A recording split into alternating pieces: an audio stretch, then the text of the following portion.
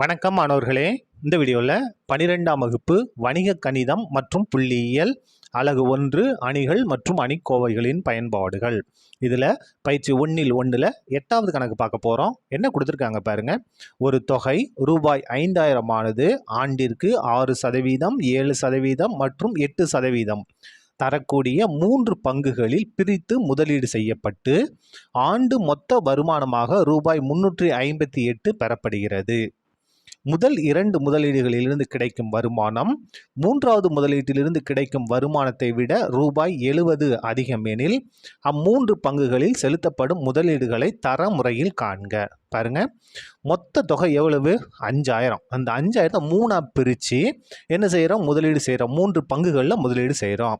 இப்போ இந்த 5000 3ஆ பிரிக்கணும் இல்லையா? அப்போ 3 பங்கு. அந்த 3 பங்கு எவ்வளோன்னு தெரியல. முதல் பங்கு எக்ஸு, ரெண்டாவது பங்கு ஒய், மூணாவது பங்கு இசட்னு எடுத்துக்கிட்டோம். மொத்த தொகை எவ்வளவு? 5000. அப்போது இந்த 3 பங்கு மதிப்புகளை கூட்டினா எவ்வளோ வரணும்? 5000 வரணும். அப்போ x plus y plus z equal to 5000. இது முதல் சமன்பாடு. அடுத்து வாங்க. இப்போது இதை என்ன செய்யணும் அப்படின்னா, ஆண்டிற்கு 6%, 7% மற்றும் 8% 3 பங்குகளை பிரித்து முதலீடு செய்யப்பட்டு ஆண்டு மொத்த வருமானம் எவ்வளோ கிடைக்கிது? 358 ரூபா கிடைக்கிது. பாருங்கள், இந்த எக்ஸு மொத்த இதில் பாருங்கள், இந்த எக்ஸுன்ற அமௌண்ட்டு 6%, ஒய்ன்ற அமௌண்ட்டு 7%, இசட்ன்ற அமௌண்ட்டு 8% பிரித்து நம்ம முதலீடு செய்கிறோம். அப்போ பாருங்கள், எக்ஸு எத்தனை சதவீதம்? 6%. அப்போது எக்ஸில் 6%, அதுக்கடுத்தது ஒய்யில் 7%, அதுக்கடுத்தது இசட்டில் 8%. இப்படி பிரித்து முதலீடு செஞ்சோம்னா நமக்கு வருமானம் எவ்வளோ கிடைக்கிது? 358 ரூபாய் கிடைக்கிது. 358 ரூபா கிடைக்கிது. இப்போ பாருங்கள், எக்ஸில் அப்படின்னா பெருக்கல் அர்த்தம். அப்போ எக்ஸ் பெருக்கல் 6%னா 6/100. அதுக்கடுத்தது ஒய்யில் 7%னா ஒய் பெருக்கல் 7% 7/100. இசட்டில் 8%னா இசட் பெருக்கல் 8/100 ஈக்குவல் டு 358. இப்போ பாருங்கள், எல்லாத்துலேயும் பகுதியில் 100 இருக்கா? அப்போ அந்த 100 ஒரு தடவை எழுதிக்கங்க. இங்கே 100 இருக்குது, இங்கே 100 இருக்குது. தொகுதியை மட்டும் அப்படி பெருக்குங்க. எக்ஸையும் 6ஐயும் பெருக்குனா 6x, ஒய்யையும் 7ஐயும் பெருக்குனா 7y, 8ஐயும் இசட்டையும் பெருக்குனா ப்ளஸ் 8z ஈக்குவல் டு 358. இப்போ பாருங்கள், இந்த 100 இங்கே எப்படி இருக்குது? வகுத்தில் இங்கே வந்தால் பெருக்கலாம் மாறும். அப்போது 6x plus 7y plus 8z equal to 358. 100 கொண்டு பெருக்க என்ன வந்து இந்த இடத்துல 2 0 வந்துடும். வேணா சைடில் போட்டுக்கோங்க. 358 இருக்குது, 100 கொண்டு பெருக்கிறோம். என்ன வரும்? 1 8 1 5 1 3 3 இந்த 2 0 அப்படியே வந்துடும். அப்போ என்னது? 35800. இது ரெண்டாவது சமன்பாடு, இது முதல் சமன்பாடு. சரியா? 2 சமன்பாடு உருவாக்கிட்டோம். இப்போ அடுத்து பாருங்கள், இங்கே இருக்குது பாருங்கள். முதல் 2 முதலீடுகளிலிருந்து கிடைக்கும் வருமானம், முதல் 2 முதலீடுலேருந்து கிடைக்கக்கூடிய வருமானம். அப்போ முதல் 2 எவ்வளவு? X y. எக்ஸில் எத்தனை சதவீதம்? 6%. அப்போது எக்ஸில் 6% ப்ளஸ் ஒய்யில் 7%. பாருங்கள், கணக்கு போவோம். முதல் 2 முதலீடு கிடைக்கும் வருமானம் 3வது முதலீட்டிலிருந்து கிடைக்கும் வருமானத்தை விட ரூபாய் 70 அதிகம் ஈக்குவல் டு 3வது முதலீடு எவ்வளோ கிடைக்குது? இசட்டில் 8%. இதை விட எவ்வளோ அதிகமாக கிடைக்குது? 70 ரூபாய் அதிகமாக கிடைக்குது. 70 ரூபாய் அதாங்க கொடுத்துருக்காங்க பாருங்கள். 3வது முதலீட்டிலிருந்து கிடைக்கும் வருமானத்தை விட ரூபாய் 70 அதிகம். அப்போது அதிகம்னா ப்ளஸ் 70. இப்போது இந்த இடத்துல பாருங்கள், இந்த இடத்துல எக்ஸில் 6%னா எக்ஸ் பெருக்கல் 6/100. ஒய்யில் 7%னா ஒய் பெருக்கல் 7/100. இது அப்படியே இடத்துல கொண்டு வாங்க. மைனஸ் இசட் பெருக்கல் 8/100 ஈக்குவல் டு 70. சரி, இது ப்ளஸ்ஸுங்க வந்தால் மைனஸாக மாறிடுச்சு. இப்போ பாருங்கள், எல்லாத்துலேயும் பகுதியில் என்ன இருக்குது? 100 இருக்குது. சரியா? தொகுதி அப்படியே எழுதுங்க. எக்ஸையும் 6ஐயும் பெருக்குனா 6x, ஒய்யை 7ஐயும் பெருக்குனா 7y, மைனஸ் இசட்டையும் 8ஐயும் பெருக்குனா 8z equal to 70. 6x plus 7y minus 8z equal to 70. இந்த 100 இங்கே வந்தால் பெருக்கலாக மாறும். அப்போ இந்த இடத்துல 2 0. அப்போ எவ்வளவு? 7000. அதாவது 70ஐயும் 100ஐயும் பெருக்கிறோம். ஓர் 7 7 இல்லையா? 3 0 அப்படியே போட்டுக்கிட வேண்டியது தான். அப்போது 7000. இதான் என்னது? நமக்கு தேவையான 3வது சமன்பாடு. நம்ம இந்த 3 சமன்பாடை எடுத்து நம்ம என்ன செய்யணும்? அணி சமன்பாடாக உருவாக்க போகிறோம். பாருங்கள், எக்ஸ் ஒய் இசட்டோட கெழு. எக்ஸோட கெழு 1, ஒய்யோட கெழு 1, இசட்டோட கெழு 1. எழுதிக்கலாமா? 1 1 1. இதில் 2வது சமன்பாட்டில் எக்ஸோட கெழு 6, ஒய்யோட கெழு 7, இசட்டோட கெழு 8. அப்போது 6 7 8. இதில் பாருங்கள் 3வது சமன்பாட்டில் எக்ஸோட கெழு 6, ஒய்யோட கெழு 7, இசட்டோட கெழு -8. இதில் இருக்கிற மாறி என்ன அப்படின்னா எக்ஸு, ஒய்யு, இசட்டு. இது எல்லாமே எதுக்கு சமமாக இருக்கும்? வலது பக்கம் இருக்கக்கூடிய 5000, 35,800, 7000. 5000, அதுக்கடுத்தது 35,800, 7000. சரியா? 7000. இதான் என்னது? அணி சமன்பாடு. என்ன வடிவம்? A x equal to b. இதான் ஏன்ற அணி, இது எக்ஸ்ன்ற அணி, இது பின்ற அணி. இப்போது நம்ம என்ன செய்யணும் அப்படின்னா விரிவுபடுத்தப்பட்ட அணி ஏபி நமக்கு வேணும். ஏபி பாருங்கள், ஏபின்ற அணி. முதல்ல ஏன்ற அணி எடுத்து எழுதுங்க. 1 1 1 6 7 8 6 7 -8. இது ஏன்ற அணி. இப்போ பின்ற அணி அப்படியே பக்கத்தில் எழுதிக்கலாம். பாருங்கள், 5000, 35,800, 7000. 7000. சரியா? இப்போது இது என்ன செய்ய போகிறோம்? நிறை ஏறுபடி வடிவம். தரமுறை தானே பயன்படுத்த சொல்கிறாங்க. அப்போ இதை என்ன செய்யணும்? நிறை ஏறுபடி வடிவத்துக்கு மாற்றணும். நிறை ஏறுபடி வடிவம்னா இந்த பிரதான மூலைவிட்டம் இருக்கு இல்லையா? இந்த பிரதான மூலை விட்டத்திற்கு கீழே இருக்கக்கூடிய 6 6 7 இந்த இடத்த நம்ம என்னவா மாற்றணும்? 0வாக மாற்ற வேண்டும். ஈக்வேலன்ஸ். இப்போ பாருங்கள், இந்த பிரதான மூலை விட்டத்துக்கு கீழே நம்ம 0 மாற்ற போகிறோம். அப்போ முதல் நிறை நமக்கு எந்த மாற்றம்னா அப்படியே வந்துரு பாருங்க. 1 1 1 5 1000. நமக்கு எது மாறப்போகுது? 2வது நிறையும் 3வது நிறை தான் மாறப்போகுது. இங்கே பாருங்கள், R2 எப்படி மாறப்போகுது பாருங்கள்.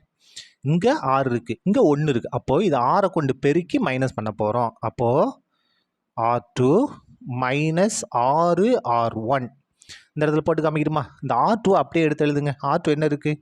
6 7 8 35,800. R1 6 கொண்டு பெருக்கி மைனஸ் பண்ண. அப்போ -6 கொண்டு பெருங்க. 1 -6 பெருனா -6, 1 -6 பெருனா -6, 1 -6 பெருனா -6. 5000 இருக்குது.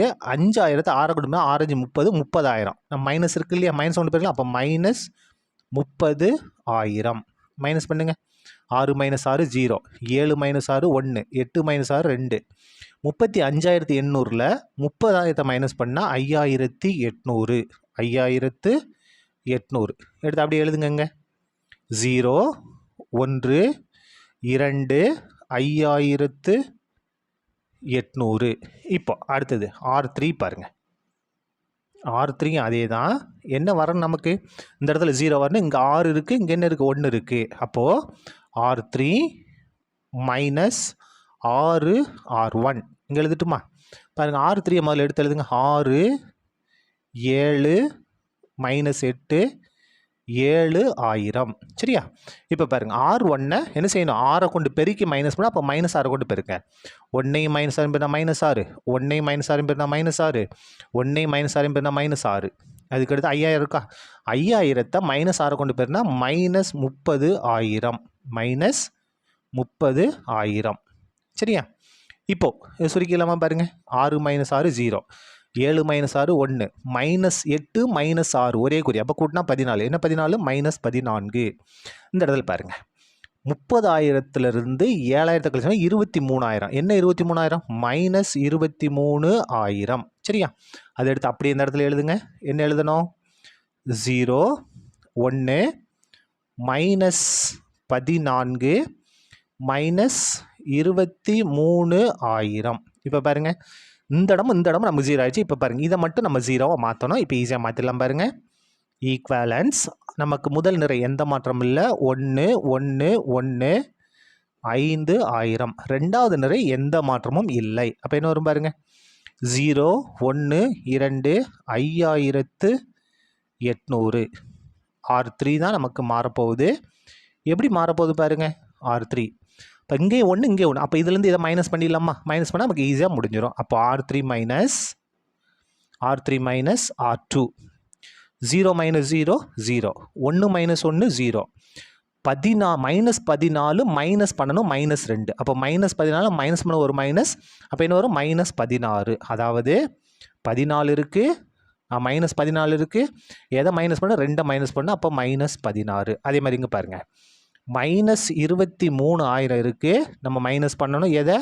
5800 மைனஸ் பண்ண. ரெண்டு ஒரே குறி, அப்போ கூட்ட வேண்டியதுதான். 23,000ஐயும் 5800ஐயும் கூட்டினா 28,500. 28,800, 500 800. சரியா? ரெண்டு ஒரே குறி, அப்போ அந்த மைனஸ் அப்படியே வந்துடும். இப்போ பாருங்கள், நமக்கு கணக்கு முடிஞ்சுது. என்ன செஞ்சிட்டோம்? நிறை ஏறுபடி வடிவத்துக்கு நம்ம மாற்றி எழுதிட்டோம். இதில் பாருங்கள், XYZ. எது XYZ? இது எக்ஸு, இது ஒய்யு, இது இசட்டு, இது பீன்ற அணி. இப்போது நம்ம சமன்பாடை மாற்றி எழுதி கண்டுபிடிக்க போகிறோம். எப்படி கண்டுபிடிக்கலாம் பாருங்கள். முதல்ல இங்கேருந்து ஆரம்பிக்க போகிறோம். இங்கே என்ன இருக்குது பாருங்கள், 0x 0y -16z -16z equal to இந்த இது எவ்வளவு? -28,800. சரியா? இந்த மைனஸும் கேன்சல். அப்போ z equal to 28,800 by 16. Cancel பண்ணுமா? 4 வாய்ப்பாடு வச்சு கேன்சல் பண்ணுங்கள். நாங்க 16, இந்த இடத்துல 7 28, 2 8, இந்த 2 0 அப்படி வந்துடும். திரும்ப 4 வாய்ப்பாடு இந்த இடத்துல 1 4 4, மிச்சம் 3, இங்கே வந்து 32, 8 32, இந்த 2 0 அப்படியே வந்துடும். அப்போ இசட்டோட மதிப்பு 1800. அதுக்கு அடுத்தது பாருங்கள், நம்ம இதை வச்சு முடிச்சிட்டோமா? R3 வச்சு. இப்போ R2 பாருங்கள், 0x 1y 2z. 0x எழுத வேண்டாம், 1y plus 2z equal to B. பியோட மதிப்பு எவ்வளவு? 5800. இப்போ பாருங்கள், y ப்ளஸ் 2 இன்ட்டு இசட்டுக்கு பதிலாக 1800 ஈக்குவல் டு 5800. அப்போ y ஈக்குவல் டு 5800. பாருங்கள், 1800ஐயும் 2ஐயும் பெருக்குனா 3600. அப்போ y ஈக்குவல் டு எதுலேருந்து எதை மைனஸ் பண்ண போகிறோம்?